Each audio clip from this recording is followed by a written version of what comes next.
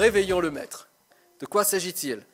Je pense que vous allez le comprendre et nous allons lire le texte qui nous sert de base pour cette méditation.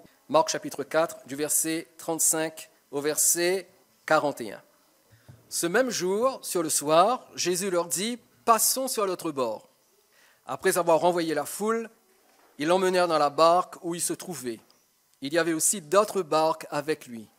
Il se leva un grand tourbillon et les flots se jetaient dans la barque au point qu'elle se remplissait déjà. Et lui, il dormait à la poupe sur le coussin. Ils le réveillèrent et lui dirent « Maître, ne t'inquiètes-tu pas de ce que nous périssons ?» S'étant réveillé, il menaça le vent et dit à la mer « Silence, tais-toi !» Et le vent cessa et il y eut un grand calme. Puis il leur dit « Pourquoi avez-vous si peur?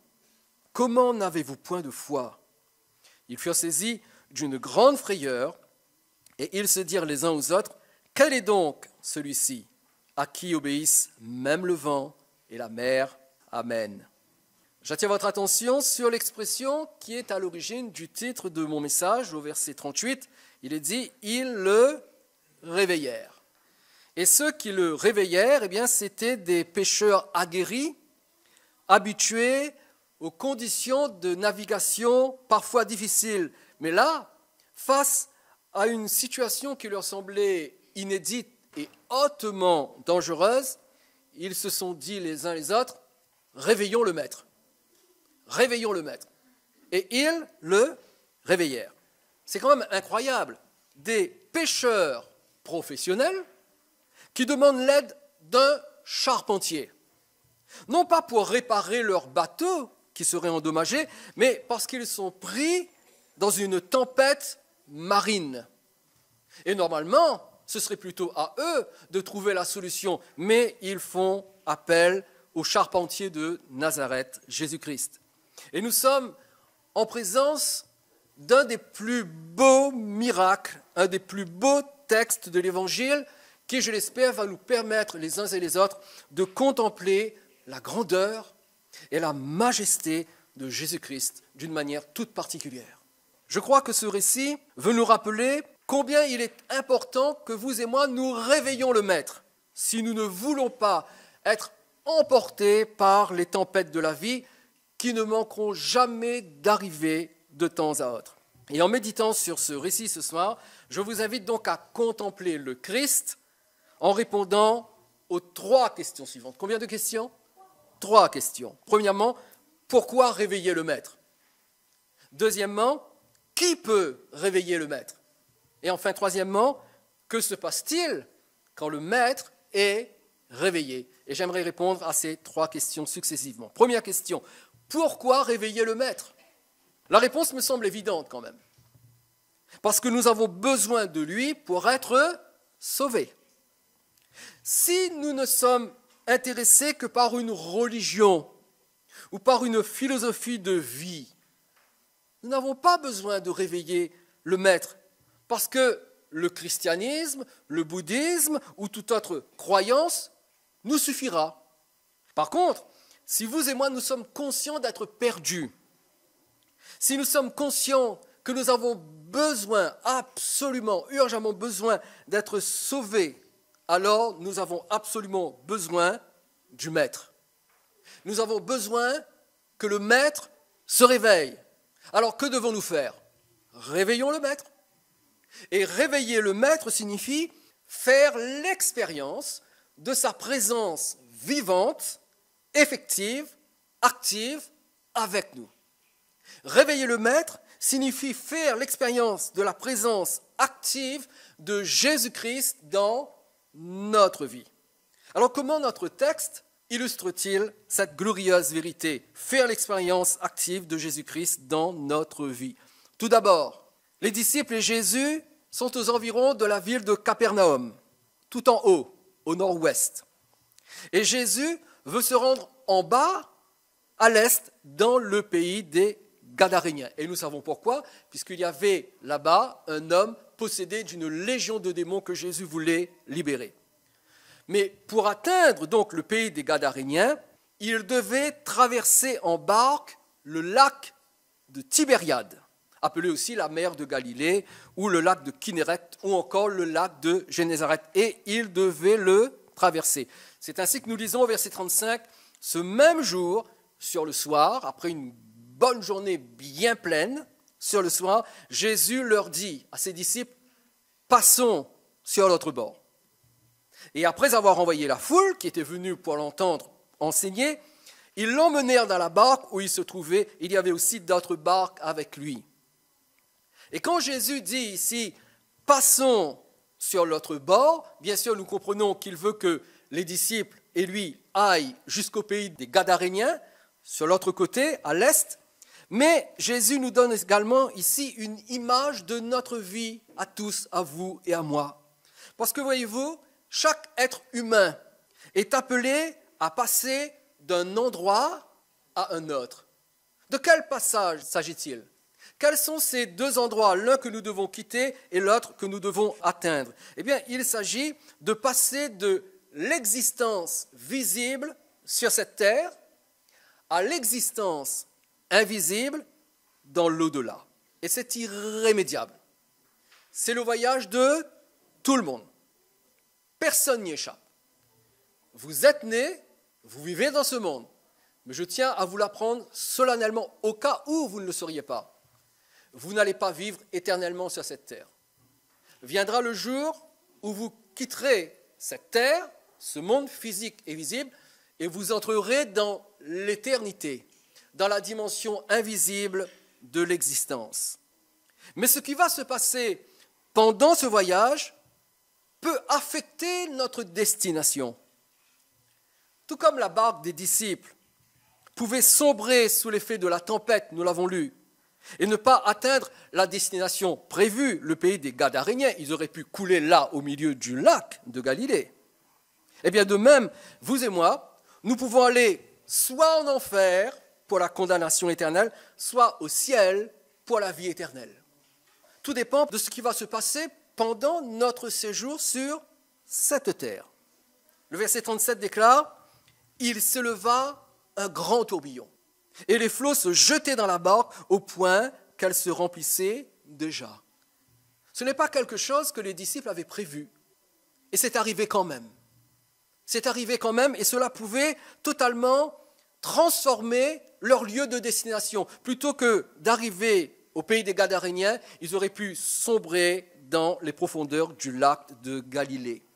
Le lac de Galilée ou le lac de Tibériade s'étend sur 21 km de long et 11 km de large. Et il se situe à environ 207 mètres au-dessous du niveau de la mer. Et c'est un lac d'eau douce, très limpide, rempli de poissons, un très beau lac, mais il est situé dans un creux entouré de montagnes. Et cette position de ce magnifique lac l'expose à des tempêtes soudaines et violentes, tempêtes qui sont causées par le choc entre l'air froid qui vient de la Méditerranée, qui s'engouffre donc dans cette cuvette entre les deux montagnes, et qui établit un choc donc avec l'air chaud qui lui plane au-dessus du lac. Donc quand cet air froid vient de la Méditerranée et rencontre l'air chaud sur le lac, ça produit de violentes tempêtes. Et plusieurs témoignages rapportent des situations effrayantes lorsque subitement, très subitement, le vent violent se met à souffler sur le lac. D'ailleurs, en 1992, une tempête a produit sur ce lac des vagues de 3 mètres, qui a même provoqué l'inondation de la ville de Tibériade, tout à côté. Notre texte ici ne parle pas seulement d'un tourbillon. Notez bien le verset 37. Il se leva un grand tourbillon. Pas seulement un tourbillon, d'ailleurs le mot grec traduit par tourbillon ici signifie ouragan. Ce n'était pas un simple ouragan, c'était un grand ouragan, un grand tourbillon pour indiquer l'intensité de la tempête qui a pris de court même des marins aussi expérimentés que les disciples de Jésus, au point où ils ne savaient pas comment réagir, tellement était violente cette tempête. Et ils ont eu beau écoper l'eau qui était projetée dans la barque en raison de la force du vent, mais cela ne suffisait pas. Notre verset dit « la barque se remplissait déjà ». C'est-à-dire qu'ils allaient certainement couler si la tempête ne s'arrêtait pas. Si quelque chose n'intervenait pas pour mettre un terme à cette tempête, l'eau qui s'accumulaient dans la barque allaient de toute façon les faire couler à pic. Cette tempête, ce grand tourbillon, c'est bien sûr l'image des drames subites, imprévisibles, qui peuvent survenir dans la vie de tout un chacun et qui, habituellement, arrivent à un moment où on s'y attend le moins. On ne s'attend pas tout d'un coup à perdre son emploi. On ne s'attend pas à ce que le médecin nous annonce un cancer. On ne s'attend pas à ce que notre conjoint se sépare de nous parce qu'il a commencé une relation extra-conjugale. Et je pourrais multiplier les exemples. Il y a des drames qui subitement surgissent dans notre vie. Et j'aimerais vous demander ce soir, quel est le grand tourbillon qui s'est levé dans votre vie? Nommez-le. Mais sachez que s'il y a une tempête dans votre vie, quelle que soit la nature de cette tempête, cela signifie qu'il est temps de réveiller le Maître. Il est temps de réveiller le Seigneur et d'en appeler à sa présence active pour vous sauver. Mais cette tempête, ce n'est pas seulement l'image des problèmes qui surgissent, des drames qui nous rattrapent. Ce grand tourbillon est aussi l'image du plus grand des drames dont est victime l'humanité dans son ensemble. Et ce plus grand des drames, nous allons le nommer la séparation avec Dieu. Il n'y a rien de pire dans la vie d'un être humain que d'être séparé avec Dieu. En disant cela, je ne suis pas en train de minimiser le cancer ou le divorce ou la mise au chômage. Absolument pas. Mais rien n'est plus grave que d'être séparé avec Dieu parce que la séparation d'avec Dieu mène tout droit en enfer. Romains chapitre 5, verset 12 déclare « C'est pourquoi, comme par un seul homme, le péché est entré dans le monde. Et par le péché, la mort, et qu'ainsi la mort s'est étendue sur tous les hommes, parce que tous, absolument tous, sans exception, ont péché. Et à cause de la désobéissance d'Adam en Éden, l'humanité tout entière a été frappée d'une tempête qui n'a pas cessé de souffler dessus. L'homme est séparé d'avec Dieu. Et cette séparation est exprimée par deux mots, le péché et la mort. Qu'est-ce que c'est que le péché? Le péché, c'est la rébellion de l'homme envers son Créateur. Le péché, c'est la désobéissance innée et spontanée de l'homme qui fait de lui un ennemi de Dieu. Et quand l'homme naît dans le monde, l'homme naît ennemi de Dieu. La mort, qu'est-ce que c'est? Eh bien, c'est non seulement la mort physique, c'est-à-dire la séparation d'avec son environnement matériel, mais c'est aussi la mort spirituelle, c'est-à-dire la séparation de l'âme humaine avec la présence de Dieu. Et la mort spirituelle est pire que la mort physique. Parce que la mort spirituelle, qui fait que notre âme est séparée de Dieu, a une conséquence terrible. Si l'âme est séparée de Dieu, de son vivant sur terre, dans le corps physique, cette âme continuera d'être séparée de Dieu lorsque l'être humain entrera dans l'éternité invisible. Et donc l'homme est irrémédiablement perdu, quelle que soit sa religion, quels que soient ses efforts, quelle que soit sa bonne moralité. L'homme est irrémédiablement perdu. Et si quelque chose n'est pas fait pour le sauver, parce que l'homme ne peut pas se sauver par ses propres efforts, il se dirige tout droit en enfer vers la perdition éternelle. Et si quelque chose n'était pas fait pour que la tempête cesse, le bateau avec les disciples allait couler et tous les disciples allaient sombrer dans le lac de Galilée. Et nous devons faire ce que les disciples ont fait. Si nous voulons être sauvés, nous devons réveiller le Maître. Je ne sais pas à quelle tempête vous faites face en ce moment, mais je vous dis simplement, réveillez le Maître. Si la tempête continue de souffler tellement fort, c'est peut-être parce que vous n'avez pas encore réveillé le Maître. Vous avez votre vie de foi, votre vie de piété, votre vie de dévotion, vous venez à l'église, ça c'est très bien, mais nous parlons ici de quelque chose de plus que de simplement venir à l'église. Nous parlons de la présence active de Jésus-Christ qui peut non seulement nous sauver de l'enfer et de la condamnation éternelle, mais qui peut mettre un terme à nos tempêtes. Alors nous devons réveiller le Maître. Nous devons faire que sa présence active commence à se manifester dans tous les domaines de notre vie. Et c'est ce qui nous amène à notre seconde question. Qui peut réveiller le Maître? Verset 38. Et lui, Jésus, que faisait-il? Il dormait à la poupe sur le coussin. Ils le réveillèrent et lui dirent, « Maître, ne t'inquiètes-tu pas de ce que nous périssons ?» Qui peut réveiller le Maître? Eh bien, ce sont ceux qui étaient dans la barque avec Jésus qui pouvaient le réveiller. De la même façon, si nous voulons que le Maître prenne les choses en main pour nous secourir, nous devons nous assurer qu'il est bien présent dans notre barque. Et quand je dis barque, je ne pense pas simplement à cette embarcation que l'on met sur l'eau, je pense à notre vie. Et cela nous conduit à cette question capitale. Jésus, le Maître, est-il présent dans notre vie? L'important, ce n'est pas si oui ou non nous adhérons à la religion chrétienne ou si nous fréquentons une église, mais la question est, est-ce que le Christ est présent dans ma vie personnellement, activement? Est-ce qu'il est présent? Je peux très bien être assidu à l'église, je peux très bien faire tous mes rituels, je peux très bien venir à l'église libre accès, mais le Christ n'est pas présent dans ma vie. Et si j'insiste, c'est parce que les choses sont graves. Venir à l'église et adhérer à la religion chrétienne ne veut absolument rien dire si le Maître ne se réveille pas dans notre vie, si le Christ n'est pas présent dans notre vie. Quand Zachée a invité Jésus à venir chez lui, Luc chapitre 19 verset 9 déclare, Jésus lui dit, « Le salut est entré aujourd'hui dans cette maison. » Pourquoi Jésus dit-il, le salut est entré dans cette maison?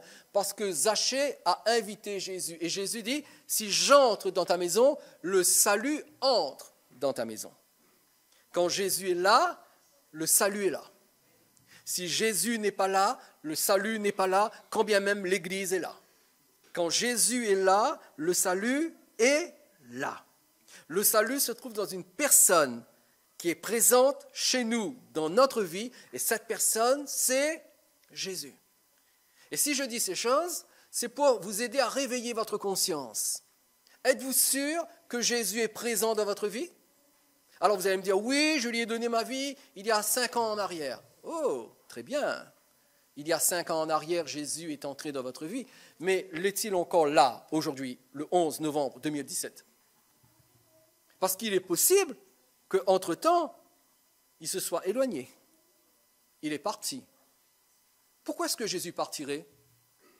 Eh bien, il part si on ne fait pas cas de lui, si on ne s'occupe pas de lui, si on ne reconnaît pas sa présence, si on ne vit pas avec lui, pour lui.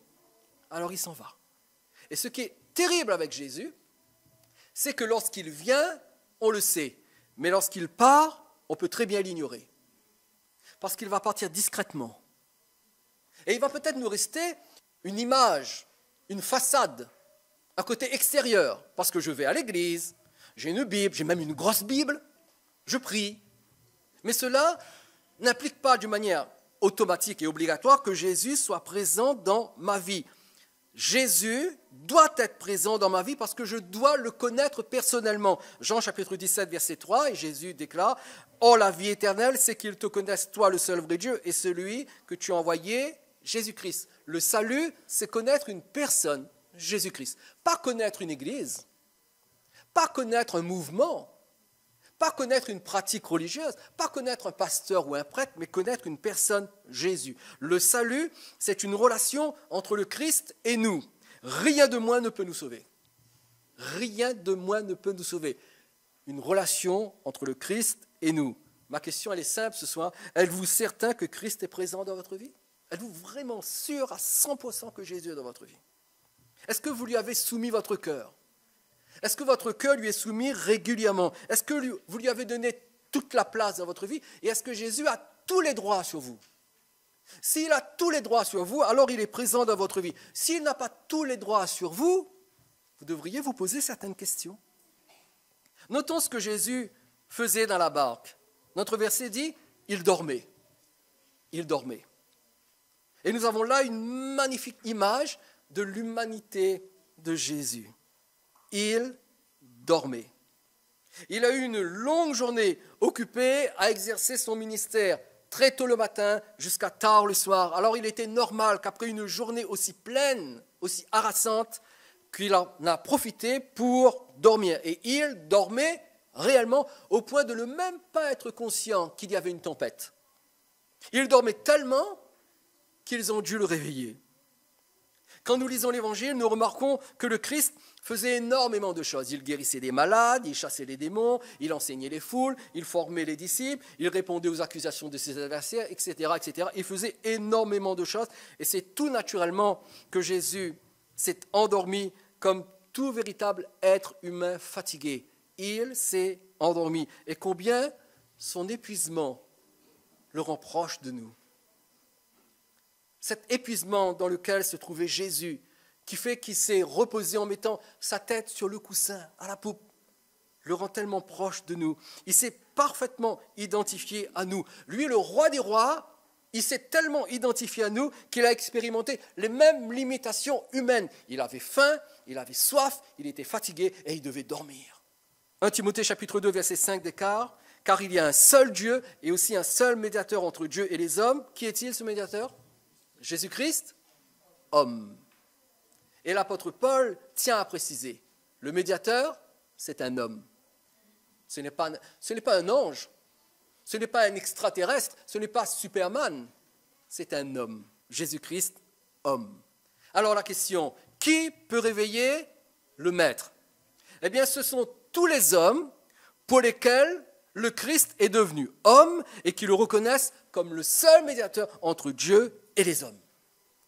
Et ce sont les hommes qui l'ont fait entrer dans leur vie pour qu'il y règne, qui sont qualifiés pour réveiller le maître.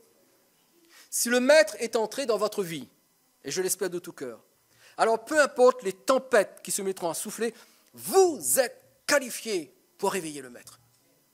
Vous êtes qualifiés pour lui dire de tout votre cœur, nous périssons, secours-nous, mais uniquement s'il est dans votre barque, uniquement ou si vous lui avez donné l'autorisation de venir et d'entrer, vous pouvez réveiller le maître. Et lorsque le maître se réveille, les choses changent. C'est ce qui nous amène à notre troisième question. Que se passe-t-il quand le maître est réveillé ? Que se passe-t-il quand la présence de Jésus devient active dans une vie ? Regardez ce qui est écrit, du verset 39 au verset 41. S'étant réveillé, il est question de Jésus, qu'a-t-il fait ? Il menaça le vent et dit à la mer, « Silence, tais-toi !» Et le vent cessa, et il y eut un grand calme. Puis il leur dit, « Pourquoi avez-vous si peur ? Comment n'avez-vous point de foi ?» Verset 41, ils furent saisis d'une grande frayeur, et combien je les comprends. Et ils se dirent les uns aux autres, « Mais quel est donc celui-ci à qui obéissent même le vent et la mer ?»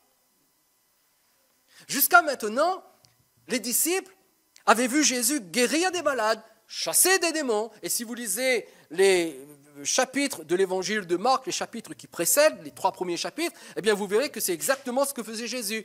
Il guérit les malades, il chasse les démons. Mais là, au verset 39, il le voit agir en tant que créateur tout-puissant, possédant toute autorité sur sa création. Parce que voyez-vous, si Jésus est 100% homme, il est aussi 100% Dieu. Et dans le verset 39, celui qui parle, c'est Dieu, le Maître. Dieu fait chair, le Fils incarné du Tout-Puissant. Et il parle comme le Créateur. Et là, dans le verset 39, les disciples ont eu la démonstration, là, devant leurs yeux, de ce que déclare le psaume 107, les versets 28 à 30, que je vous invite à lire avec moi. Dans leur détresse, ils crièrent à l'Éternel, et il les délivra de leurs angoisses. Verset 29, il arrêta la tempête, ramena le calme, et les ondes se turent. Et ils se réjouirent de ce qu'elles s'étaient apaisées, et l'Éternel les conduisit au port désiré. N'est-ce pas ce que Jésus a fait là? C'est exactement ce que Jésus fait dans notre texte. Il arrête la tempête, il ramène le calme, les ondes se turent, et que fait-il? Il amène tous ses disciples au port désiré, c'est-à-dire au pays des Gadaréniens. Ils ont également assisté à la mise en pratique, là, devant leurs yeux, de ce qui est écrit dans le psaume 89 et le verset 10. Psaume 89, verset 10, il est dit « Tu domptes l'orgueil de la mer.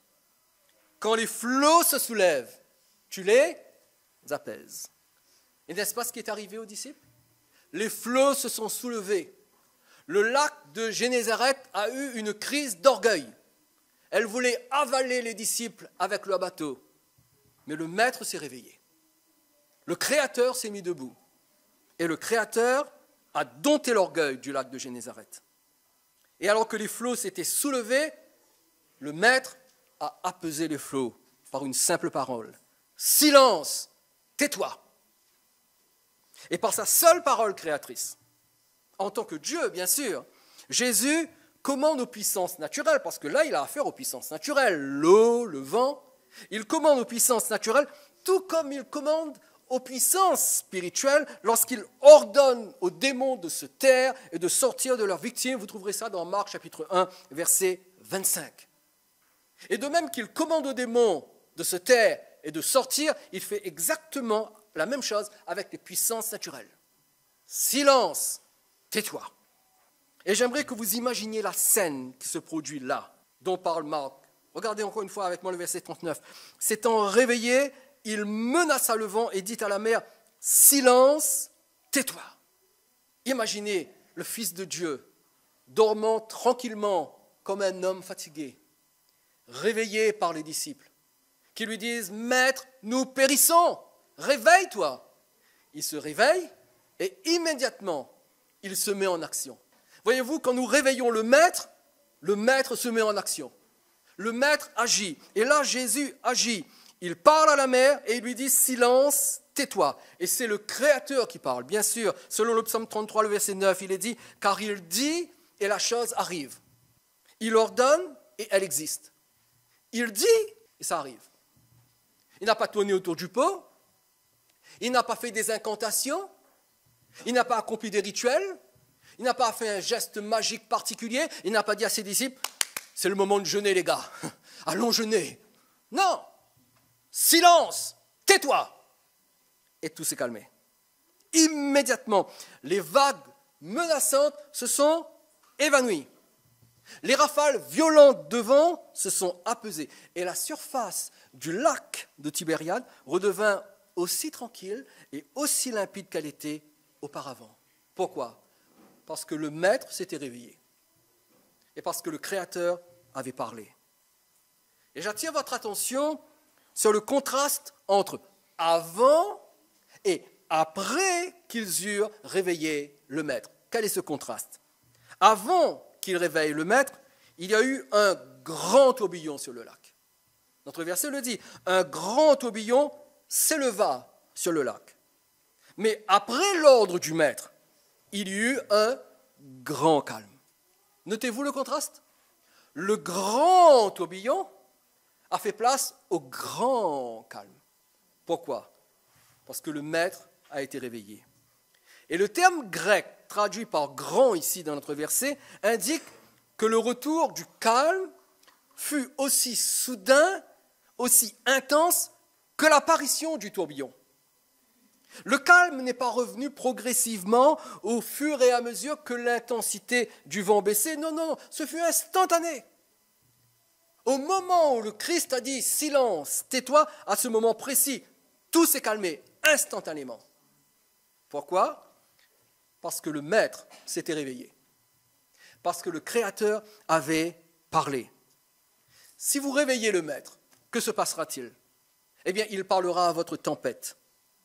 Et votre tempête obéira à son ordre. Votre tempête n'aura pas le choix. Elle ne pourra pas discuter avec le Maître. Si le Maître donne un ordre, la tempête est obligée d'obéir. Alors réveillons le Maître, vous et moi, en faisant face aux tempêtes de notre vie, quel que soit votre problème, quel que soit votre besoin, Réveillons le Maître pour que le Maître prononce une parole de salut et de délivrance dans notre vie. Laissons Jésus prononcer une parole créatrice dans notre vie pour réduire notre tempête à néant. Mais pour cela, nous devons le réveiller. Écoutez bien ceci.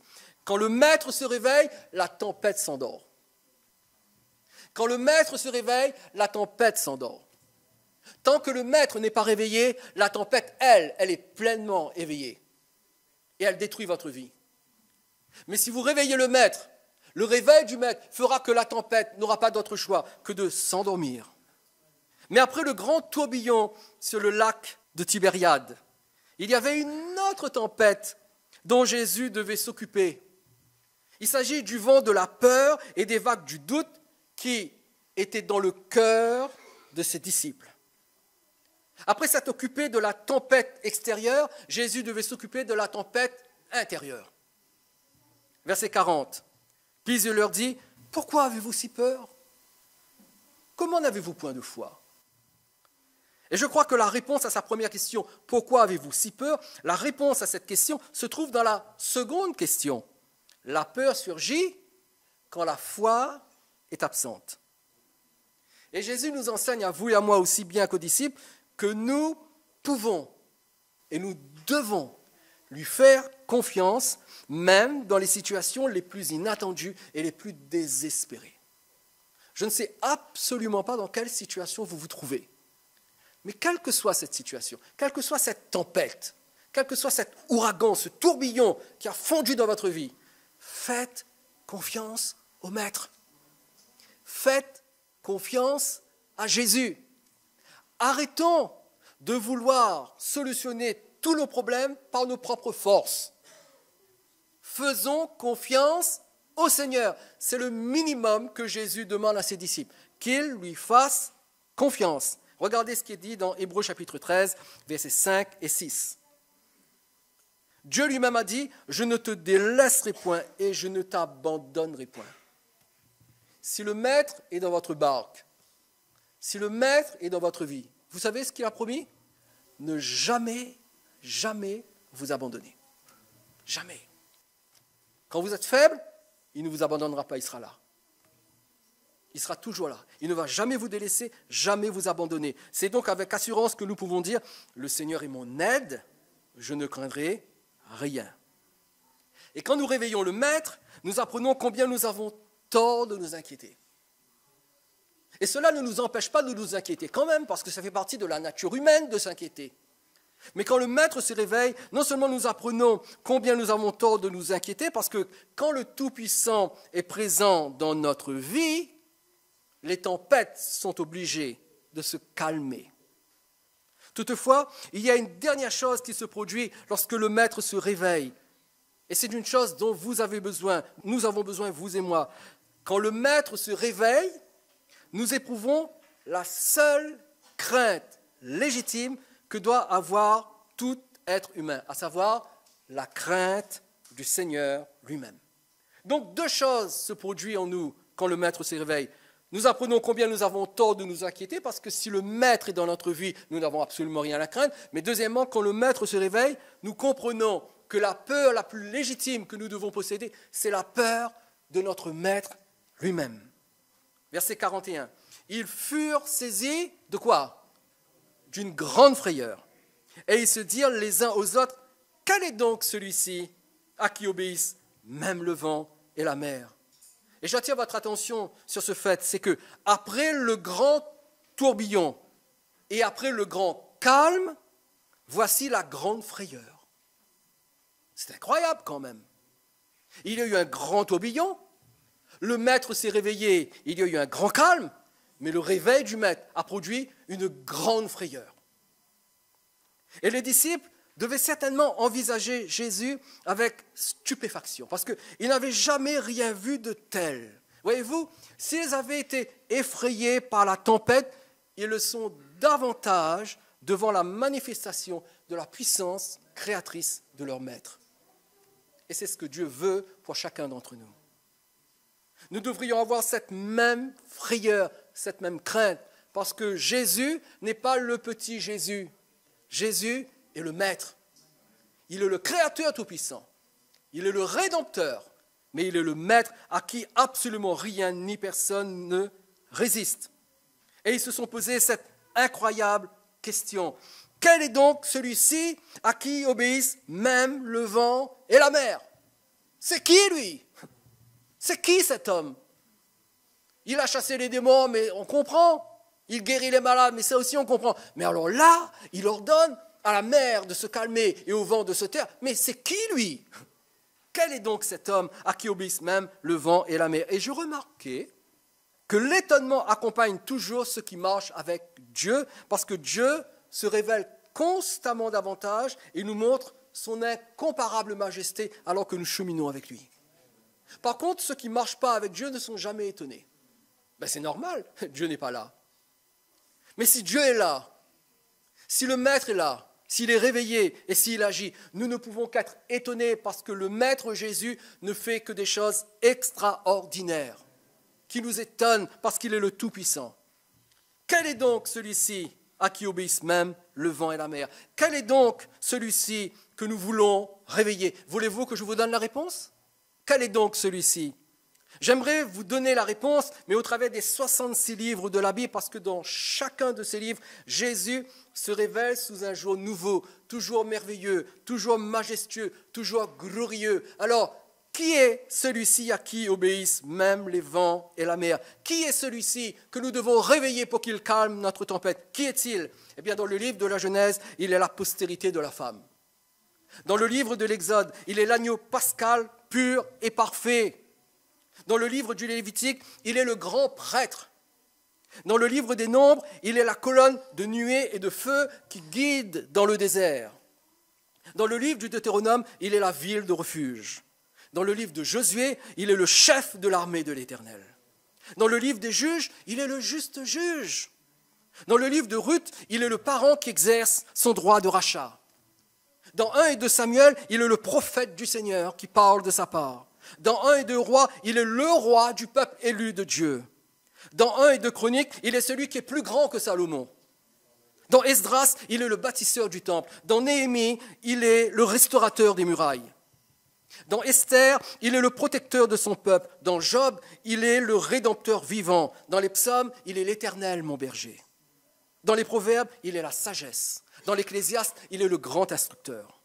Dans le Cantique des Cantiques, il est celui que notre cœur aime. Dans Ésaïe, il est le Messie qui souffre. Dans Jérémie et Lamentation, il est le prophète qui pleure. Dans Ézéchiel, il est la gloire de l'Éternel. Dans Daniel, il est le 4e homme. Dans Osée, il est le mari fidèle au cœur brisé. Dans Joël, il est la pluie de l'arrière-saison. Dans Amos, il est celui qui relève de sa chute la tente de David. Dans Abdias, il est le libérateur de Sion. Dans Jonas, il est le Dieu qui pardonne. Dans Michée, il est le chef qui dominera sur Israël. Dans Naoum, il est le vengeur des élus de Dieu. Dans Habakkuk, il est le saint qui vient. Dans Sophonie, il est le héros qui sauve. Dans Agé, il est la gloire de la dernière maison. Dans Zacharie, il est celui qu'ils ont percé. Qui est celui que nous devons réveiller? Vous voulez que je vous le dise? Eh bien, je vais vous le dire. Dans Malachie, il est le soleil de la justice. Dans Matthieu, il est le roi d'Israël. Dans Marc, il est le serviteur qui agit aussitôt. Dans Luc, il est le Fils de l'homme. Dans Jean, il est le Fils de Dieu. Dans les Actes des Apôtres, il est le Seigneur ressuscité qui bâtit son Église. Dans Romains, il est la justice de Dieu par la foi. Dans 1 Corinthiens, il est le dernier Adam. Dans 2 Corinthiens, il est le Dieu de toute consolation. Dans Galates, il est le Christ qui a franchi. Dans Éphésiens, il est la tête de l'Église qui est son corps. Dans Philippiens, il est le Dieu qui pourvoit à tous les besoins. Dans Colossiens, il est la plénitude de la divinité. Dans 1 et 2 Thessaloniciens, il est le roi qui revient. Dans 1 Timothée, il est le seul médiateur entre Dieu et les hommes. Dans 2 Timothée, il est le Seigneur qui donne la couronne de la justice. Dans Tite, il est la bienheureuse espérance. Dans Philémon, il est le frère bien-aimé. Dans Hébreux, il est la nouvelle alliance. Dans Jacques, il est le juge qui est à la porte. Dans 1 Pierre, il est le souverain berger. Dans 2 Pierre, il est l'étoile du matin qui se lève dans nos cœurs. Dans 1, 2 et 3 Jean, il est l'amour dans la vérité. Dans Jude, il est celui qui préserve de toute chute. Dans Apocalypse, il est le roi des rois et il est le Seigneur des seigneurs. C'est le Maître. Amen. Qui est donc celui-ci? C'est le Maître, Jésus-Christ, celui qui m'a sauvé, celui qui a guéri celle qui est devenue mon épouse d'une terrible maladie mortelle, C'est celui qui m'a donné de merveilleux enfants et de merveilleux petits-enfants. C'est celui qui m'a permis de vous rencontrer. C'est celui qui vous a sauvé, qui a transformé votre vie. C'est lui le Maître. Et c'est lui que nous devons réveiller. Et il est toujours vivant, toujours présent. Il est Jésus-Christ, le merveilleux Fils de Dieu, le Sauveur et le Seigneur, celui qui calme toutes les tempêtes. Alors, que pouvons-nous faire quand se lève un grand tourbillon dans notre vie? Une seule chose, réveillons le Maître.